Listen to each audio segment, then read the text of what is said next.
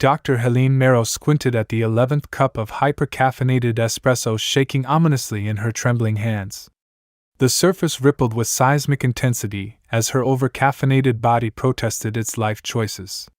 The clock on First Contact Station Sigma's wall read 4:02 a.m. Earth Standard Time, though concepts like time had long lost meaning around cup number 8. "Doctor," the station's AI chirped with an offensively cheerful synthetic voice. "The Galactic delegation will arrive in precisely 12 minutes. Helene groaned, her voice more croak than speech. "Can you just tell them I'm conducting critical xenobiological research?" Technically true, if measuring the number of espresso shots required to experience astral projection counted as science. "Doctor, may I remind you that you specifically requested to greet the delegation? You mentioned, and I quote, 'No way those stuffy bureaucrats from diplomatic command are gonna mess up another first contact.'" Helene winced, vaguely recalling her bravado-fueled rant from the previous caffeine cycle. Fine. I'm coming. But I'm bringing my coffee." The Galactic ship docked with the grace of a species who mastered FTL travel so thoroughly they had started showing off. Their vessel, a vast golden oblong, practically sparkled as the airlocks cycled open with a low whoosh, like the universe itself whispering, "Behold." Helene adjusted her wrinkled lab coat and attempted the facial expression of not completely unhinged scientist as the delegation emerged. The Galactic were, in a word, majestic. Towering amphibious beings with bioluminescent skin that shimmered like a sentient lava lamp, each step they took was accompanied by a low, resonant hum. When they spoke, the translator rendered their voices in ethereal, melodic tones like a choir of monks singing underwater. "Esteemed representative of Earth," the lead Galactic said, extending a slimy, pulsating appendage in what appeared to be a gesture of formal greeting. "We come as emissaries of the Great Galactic Federation to evaluate your species for potential inclusion among the enlightened civilizations of the known universe." The translator's voice, as usual, rendered the magnificent speech in a flat, monotone that completely butchered the grandeur. Helene opened her mouth to reply with diplomatic dignity, but, well, something happened. Maybe it was the sleep deprivation. Maybe it was the caffeine overdose. Maybe it was the sheer absurdity of an alien choir squid speaking through the world's worst customer service bot. She snorted. Loudly. The snort turned into a giggle. The giggle, fueled by 2 days of no sleep and 11 espressos, spiraled into full-blown, face-clutching, tear-streaming laughter. The Galactic recoiled with an audible slurp. Their bioluminescence shifted from calming blue to alarmed fuchsia as they exchanged rapid humming noises. "The human," one hissed, their translator missing half the context. It is demonstrating dominance." Helene doubled over, trying and failing to suppress the laughter. The coffee sloshed dangerously near her face. "No. Ha, no, I'm not demonstrating anything." Another giggle burst out. "Oh God, your translator sounds like a telemarketer from hell." The Galactic huddled together, shimmering in near-ultraviolet panic. "It mocks us while displaying unflinching eye contact," the lead ambassador whispered, horrified. "Such fearlessness and vocal aggression, it has no regard for its own safety." Helene wheezed. I'm not aggressive. It's just been a long hic." The coffee cup rattled as she hiccuped mid-sentence. The Galactic immediately flared ultraviolet, vibrating hard enough to set off a low-level proximity alarm on the station's sensors. It deploys sonic weapons while laughing," the lead Galactic whispered. "Quick, we must signal submission. Prepare the ceremonial glowing pebbles." "Wait, what?" Helene sputtered between giggles as the delegation all knelt, and began placing iridescent stones in a neat pile before her. "Please, mighty human," the lead ambassador rasped. "Accept these tokens of peaceful respect. We surrender our superiority." Helene stared at the shimmering pile of pebbles, blinking. "Wait, no. Guys, this is all a misunderstanding." The lead Galactic tilted his bulbous head, pulsating green with confusion. "Your people do not command respect through chaotic vocalizations?" "No. It's She hiccuped again. More gasps from the delegation. Oh, for crying out loud! I'm not. She's deploying a secondary attack. At that moment, the station's AI decided to intervene helpfully. Doctor, the Galactic ship has just transmitted a priority alert to the Galactic Council. Caution. Human species highly advanced. Capable of vocalized psychic disruption. Possible mimetic warfare capabilities. Recommend immediate tribute. Helene slumped back against the wall, face palming. The Galactic recoiled. It strikes its own head in a display of unstoppable dominance. I need more coffee, she muttered. Doctor, the AI whispered. That might be contributing to. Shut up and start the espresso machine. Commander Frank Huxley was having what could generously be described as a career-defining crisis. The holographic projections of the Galactic Federation's diplomatic corps flickered around him in a rainbow of bioluminescent hues, gelatinous orbs, and crackling energy constructs, all of them currently vibrating with the universal sign of sheer, unfiltered panic. Let me get this straight, Huxley said, pinching the bridge of his nose so hard it was turning white. The entire Galactic Federation is in uproar because one of our scientists laughed? A tentacled diplomat, Clothrix of the Galactic delegation, retracted his pulsating appendages and shuddered. Not just laughed. She maintained direct eye contact while doing so. And then, she began emitting sonic pulses. Weaponized hiccups, Commander. Huxley stared. Hiccups? Psychic shrieks of power. The Galactic insisted gravely. I see. Huxley did not, in fact, see. A crystalline being from the Zern Collective interjected, their facets flashing purple with what seemed to be some kind of stressed Morse code.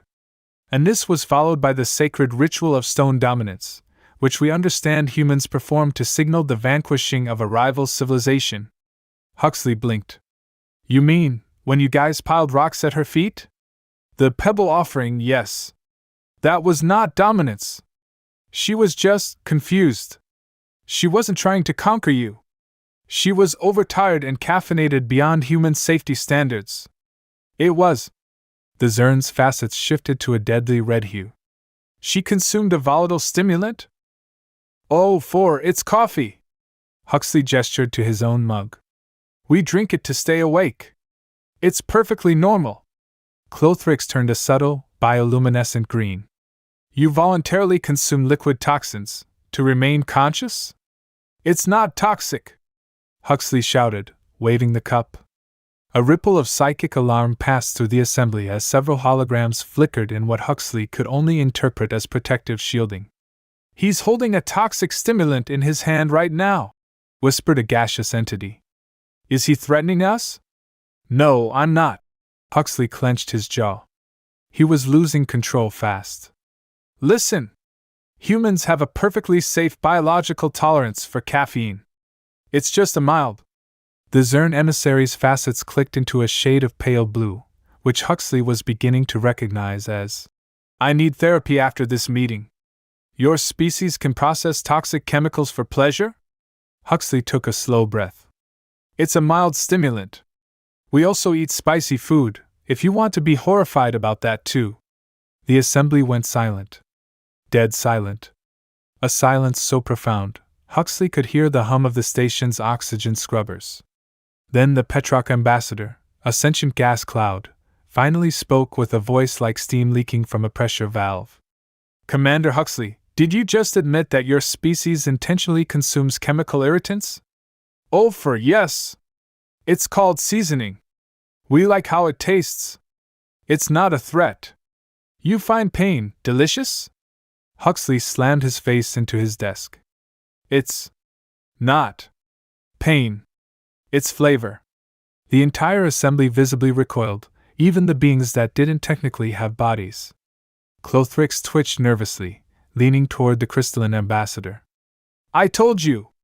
They consume poisons for pleasure! A floating bioluminescent orb in the corner, apparently the Federation's historian, whispered. I have reviewed their ancient texts. They call it hot wings. Clothrix gasped. Their warriors eat the wings of birds. No! No birds are harmed. It's a snack. Look, you're focusing on the wrong things here. The Zern delegate's facets sparked with what could only be described as pure existential dread. You misunderstand, Commander. We intercepted a culinary instructional video from your networks. They coat the food in a compound they call ghost pepper sauce. The entire assembly shuddered in unison. Huxley exhaled slowly, mentally calculating if faking his own death could get him out of this meeting. Okay. Let's just reset. Earth is not a threat. We are not a warlike species. Dr. Merrow's laughter was not a battle cry. We're not psychic weapons. We drink coffee because we get tired, and we eat spicy food because we have complex taste preferences. None of this is hostile behavior. The silence was broken by a smaller, wispier voice from the back. But what about the war games? Huxley blinked. The what? A holographic projection lit up in the center of the chamber. It was footage of the station's last paintball tournament. On the screen, Dr. Merrow, clad in full tactical gear, sprinted across a makeshift battlefield, dual-wielding paintball guns and laughing maniacally as she pelted Commander Huxley's squad with neon green paint. Someone had edited dramatic orchestral music over the footage, making it look far worse than reality. You train your civilians for combat scenarios? The Zern gasped. That's paint. It's a game. It washes out. Nobody got hurt.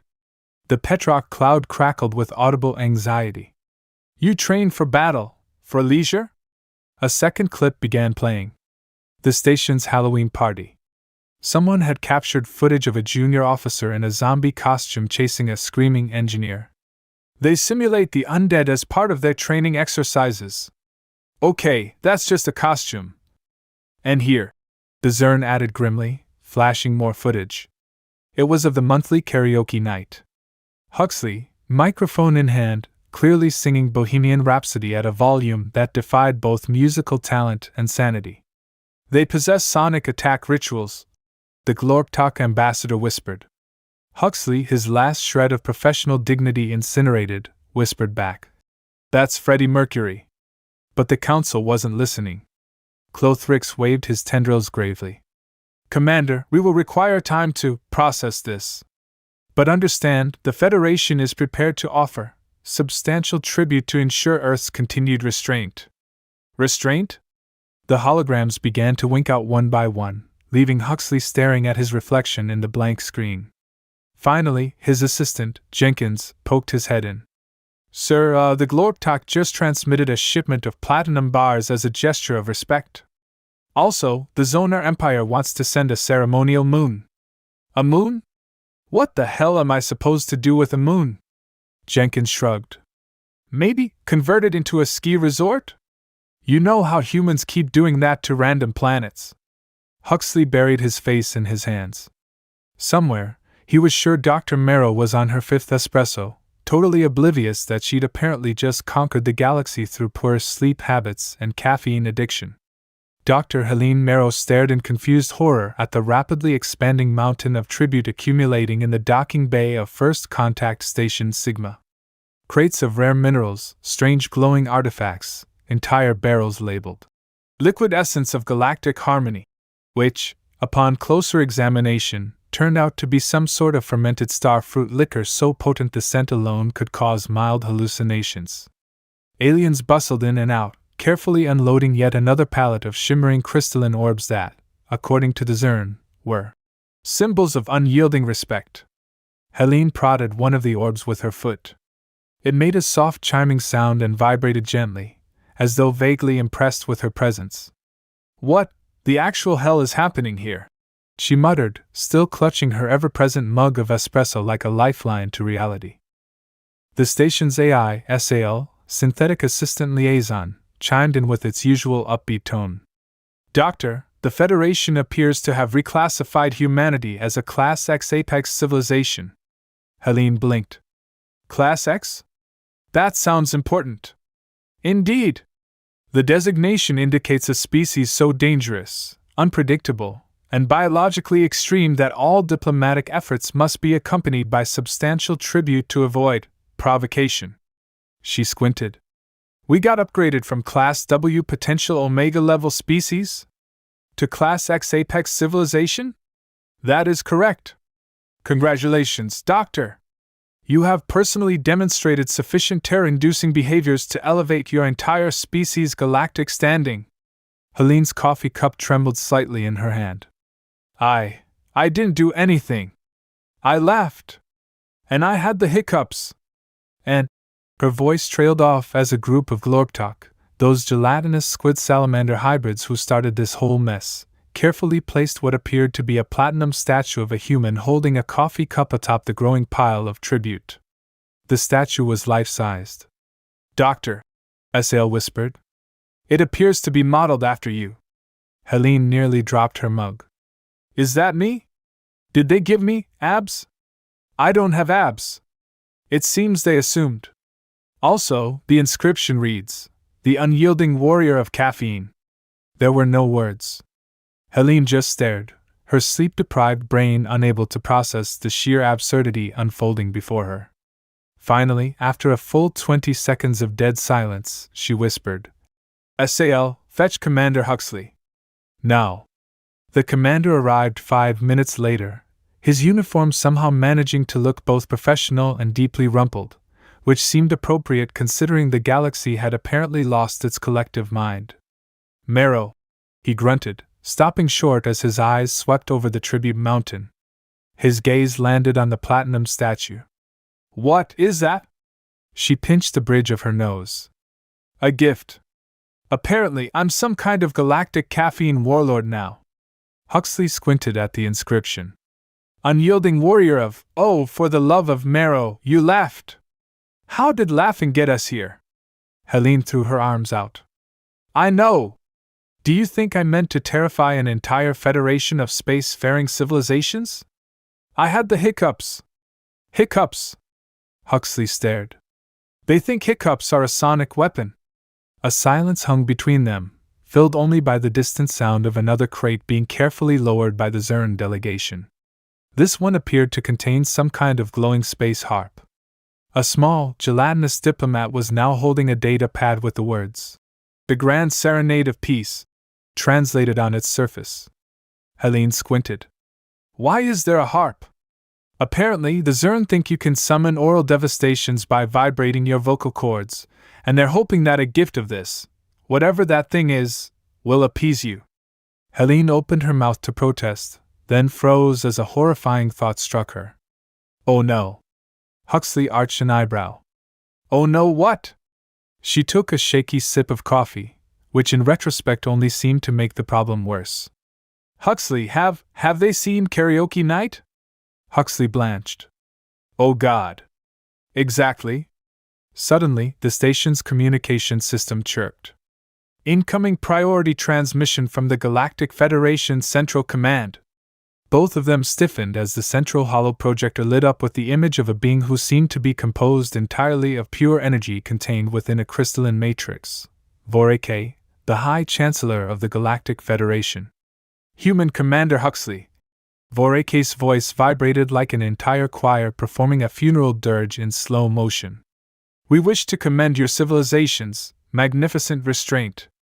Truly, your kind has honored us with patience beyond mortal understanding. Helene exchanged a look with Huxley, both of them doing their best poker face impression. Thank you, Your Excellency? Huxley said carefully. It has come to our attention that your species has a recreational event known as paintball? Helene winced. The Chancellor continued, crystalline facets dimming in what looked like interstellar dread. We understand it involves your civilians engaging in tactical combat while drenched in brightly colored fluids? Huxley cleared his throat. Yes. But it's just a game. No one actually gets hurt. It's a team-building exercise. The Chancellor pulsed dangerously. Ah, yes. The concept of simulating the suffering of one's enemies as a bonding ritual. Fascinating. Okay, that makes it sound way worse than it actually is. Helene whispered under her breath. And the small quadrupeds? Small what now? A video began playing on the holo projector, security footage of Mittens, the station's aggressively adorable orange tabby, knocking a mug off Huxley's desk while maintaining unblinking eye contact. "You have trained your miniature predator beasts to perform acts of psychological warfare." Huxley paled. "It's a cat. That's just what cats do. They knock stuff over. Such control over feral creatures. Truly, your species is the stuff of legends." Voreke seemed to ripple. "The Galactic Council has convened and determined that your species shall be upgraded to Class X Apex Civilization, subcategory, Existential Menace. Please accept these humble tributes as a sign of our continued cooperation and mutual respect." The transmission ended abruptly. Helene and Huxley just stood there, processing the madness for a long moment as a final crate was delivered by a Zornian ambassador. The label simply read, "Emergency Moon Gift of Peace." After an excruciating pause, Huxley whispered, "We got a moon!" Helene took a long, trembling sip of her coffee.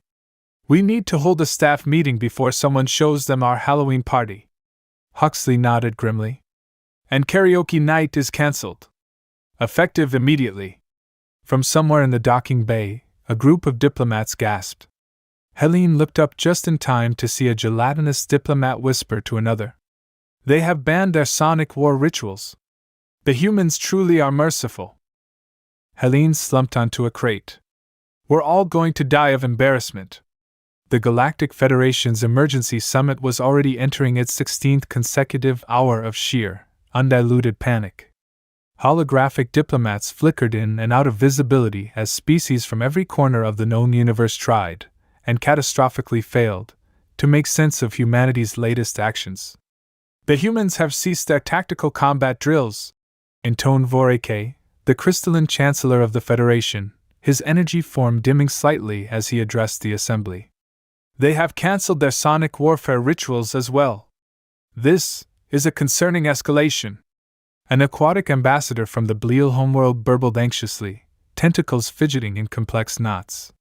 Surely that means they are preparing for something worse." A gelatinous diplomat from the Zornian Accord wobbled dangerously as it spoke. "They cancelled their karaoke. No species ceases a morale-boosting event without reason.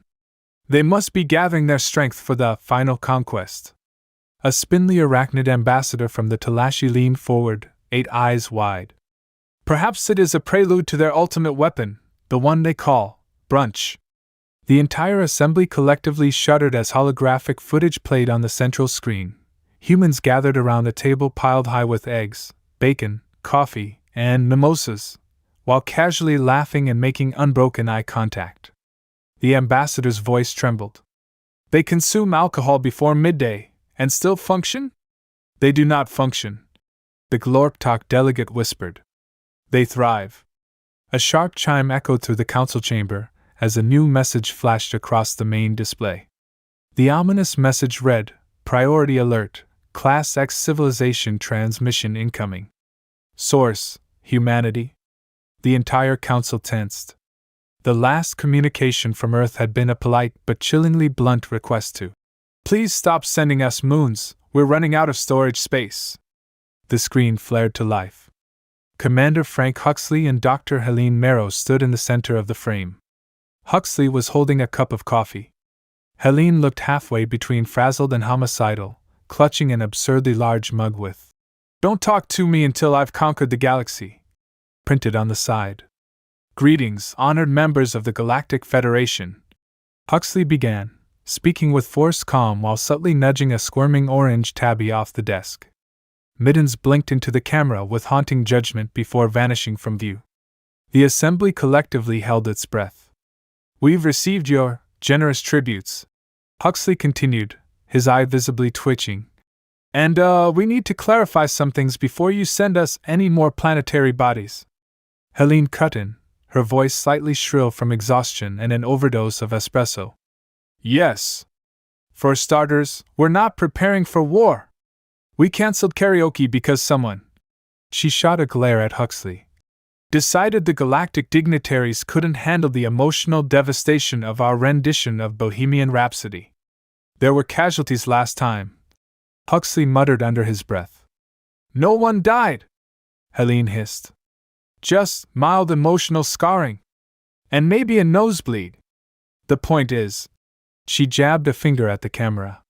You guys are really overthinking all of this. The paintball thing? Not combat drills. The coffee? Not a toxin. The cats? Not battle beasts. Voreke's crystalline form pulsed with deep red skepticism. But you willingly suppress your own sleep cycles? Yes. It's called being tired. We like coffee. It keeps us awake. The Glorptok raised a tentacle. And the ghost pepper sauce? Helene sighed deeply, pinching the bridge of her nose. It's a spicy food.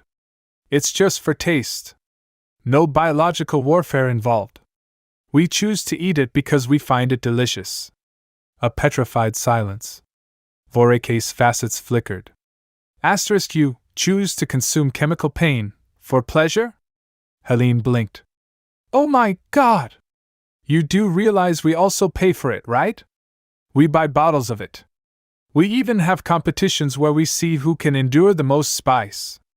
The Talashi ambassador fainted. The assembly dissolved into a quiet chaos of horrified murmurs. Huxley face-palmed. Look, everyone. You're misunderstanding everything. We're not warlords. We're just weird. Okay? We do strange things sometimes.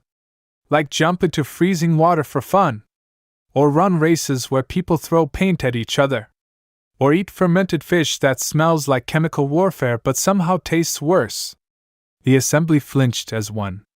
Helene gestured furiously at the camera. We do these things because they're fun. And just because we have questionable taste in entertainment doesn't mean we're invading the galaxy. Voreke hesitated. You truly claim all this as recreational activity? Yes. Huxley held up his mug. This is not a weapon. It's coffee. We're just a little weird, okay? The Galactic Federation diplomats conferred quietly, emitting various pulses of light, squelching noises, and what sounded suspiciously like psychic whispering. Finally, the Zern representative spoke cautiously. And the moons? Helene blinked. Why do you keep sending us moons? Voreke's voice resonated with what could only be described as existential dread. They were offerings. To appease your dominance. Helene put her head in her hands. We don't want your moons. But you accepted them. I thought they were, I don't know, decorative space art or something. Helene snapped, waving her mug wildly. Voreke's glow dimmed to a shade of uneasy gray. You accept planetary bodies as casual decoration? Huxley opened his mouth, paused, then closed it with a sigh. Okay, you know what? Let's make this easier. No more moons. No more glowing rocks. No more psychic harps or whatever that last thing was. It was a quantum flute of harmony. Voreke mumbled defensively. Right. No more of that either. Huxley rubbed his temples. Look, we appreciate the gifts, but you don't need to fear us. I promise we're harmless. The diplomats visibly relaxed. Some of them began dissipating into their natural plasma states. The Talashi delegate stopped hyperventilating. Helene took a deep breath. Now, with that out of the way, can we? The screen flickered. Asael's voice chimed in. Doctor, I regret to inform you that footage from the recent Hot Wings Eating Challenge has just been uploaded to the Galactic Data Network. The feed cut to a slow-motion clip of Helene herself, mid-bite, face flushed, eyes watering, giving a triumphant thumbs up while her mouth was visibly on fire. Voreke's facets dimmed instantly. Asterisk, they consume lava. The screen cut out. A new alert pinged. New classification, Class X Apex Species, Omnivorous Death Culture. All tribute resumed immediately. Helene groaned into her hands. I'm gonna need more coffee.